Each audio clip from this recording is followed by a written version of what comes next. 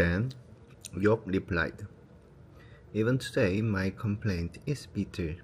His hand is heavy in spite of my groaning.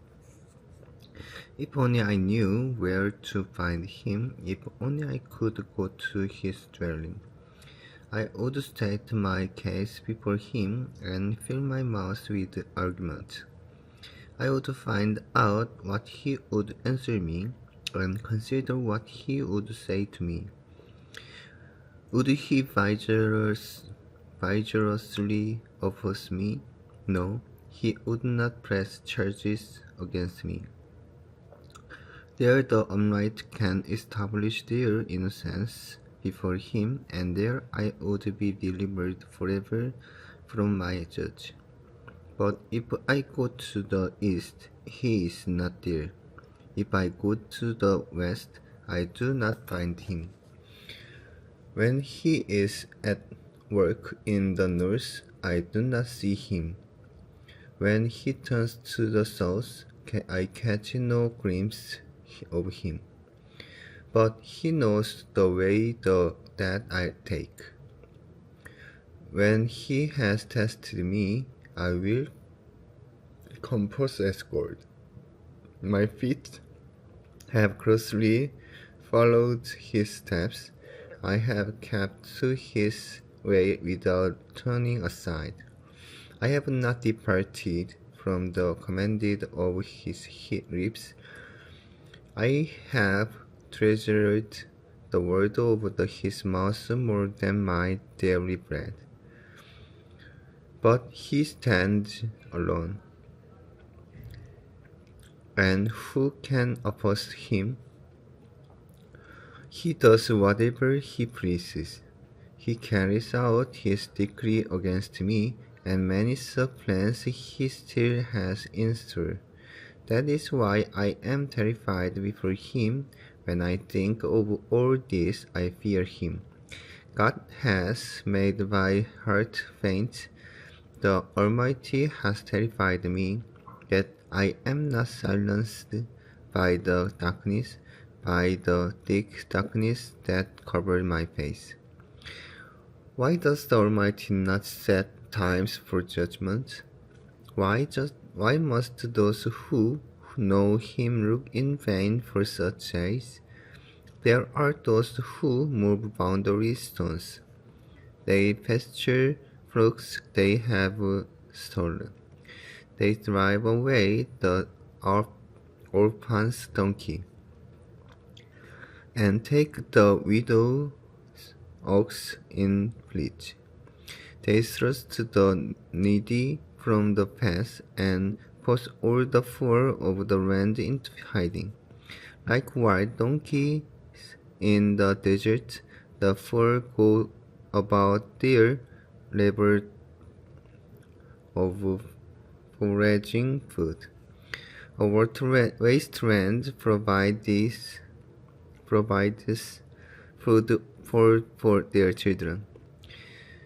They gather fodder in the field and glean in the vineyard of the wicked.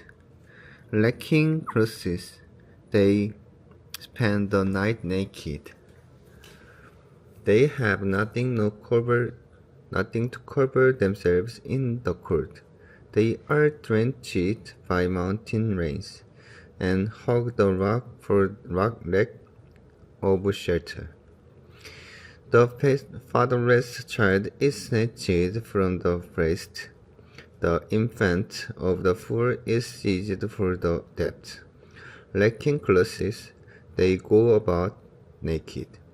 They carry the sheaves, but still go hungry.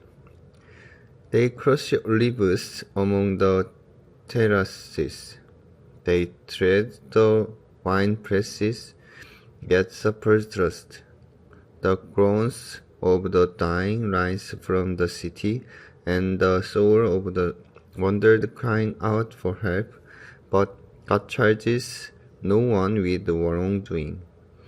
There are those who rebel against the right, who do not know its ways or stay in its paths. When daylight is gone, the murderer rises up, kills the poor and needy, and in the night still falls like a sheep. The eyes of the adulterer watches for the dusk. He thinks, no eyes will see me, and he keeps his face concealed. In the dark, thieves break into house, but by day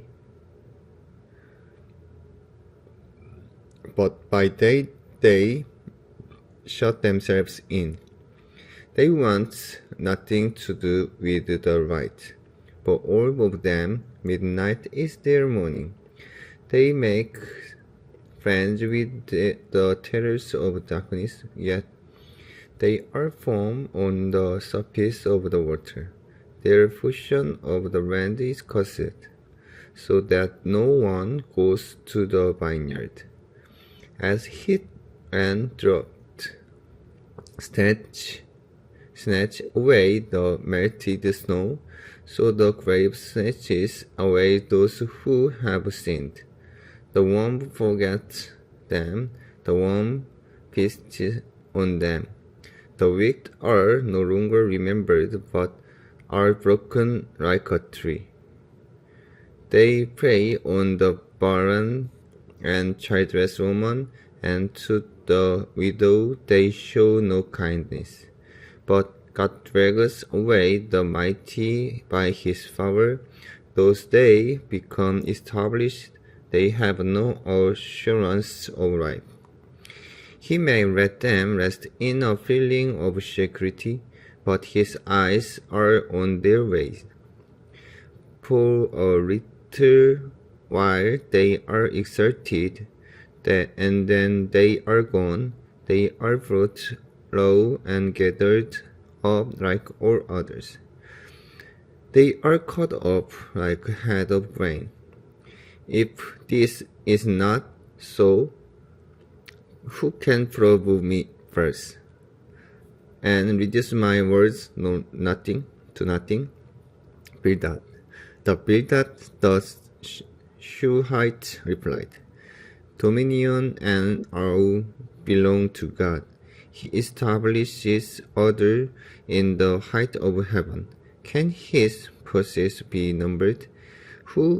On whom does his right not rise? How then can a moral be righteous before God? How can one born of woman be pure?